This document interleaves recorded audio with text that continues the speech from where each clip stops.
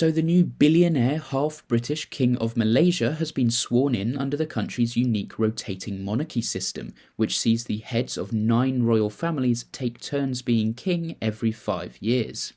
Sultan Ibrahim, with a net worth of nearly $6 billion, hails from the southern Malaysian state of Johor, whose sultanate can be traced back to the 16th century, and was sworn in at the National Palace in Kuala Lumpur on the 31st of January.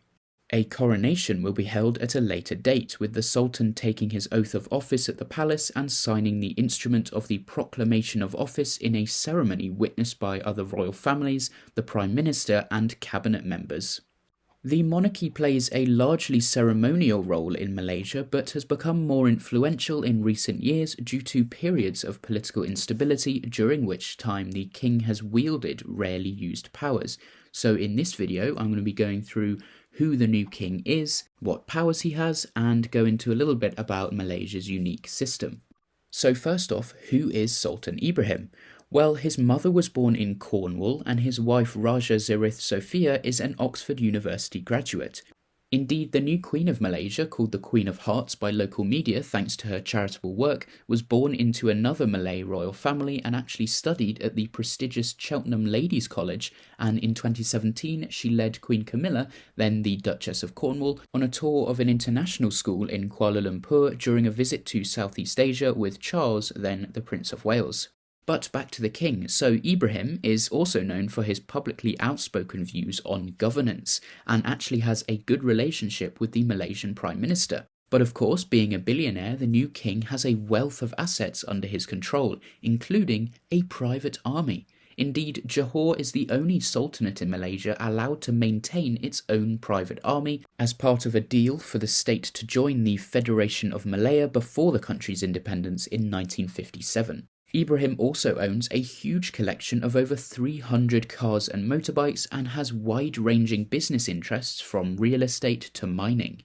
The Sultan has also publicly advocated for establishing a special economic zone between Johor and neighbouring Singapore to strengthen ties, and last year said he planned to revive a high-speed rail project between Malaysia and Singapore. But why is the king installed in such a way in Malaysia then? What is the system all about? Well, 9 of Malaysia's 13 states are led by a traditional ethnic Malay ruler, mostly known as the Sultan, in one of the world's largest monarchy systems. The constitutional monarchy was established after Malaysia's independence from Britain, which had brought together the different kingdoms under one state, and every 5 years the 9 rulers elect one amongst themselves to be Malaysia's king through a secret ballot. The order of rotation among the sultans was originally determined by seniority based on how long they had been ruling, but that rule was dropped after the royal families completed a term each, and now they just take turns based on the order that they started in. So if the monarchy is mostly ceremonial in Malaysia, what powers can the actual king use then? So alongside their ceremonial duties, the king acts as the custodian of Islam in Malaysia, which is a Muslim majority country. The federal constitution does require the monarch, though, to act upon the advice of the Prime Minister and Cabinet, with not many exceptions.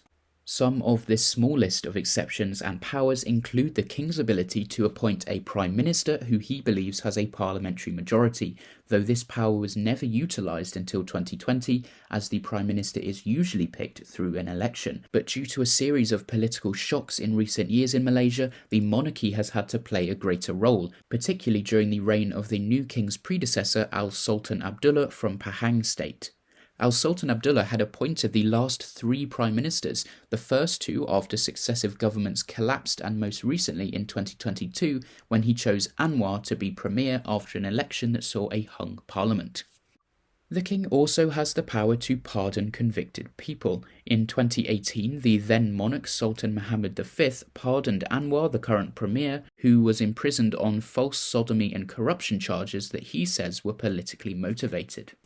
So let me know your thoughts on Malaysia's new king and their unique system. Personally, I think it's absolutely fascinating and very interesting to see how historical and ethnic dynamics have created this unique system, with of course the British being involved at some point as well, as always. So let me know your thoughts in the comments down below, and while you're there, give me a like and subscribe, I'd much appreciate it, and as always, thank you so much for watching.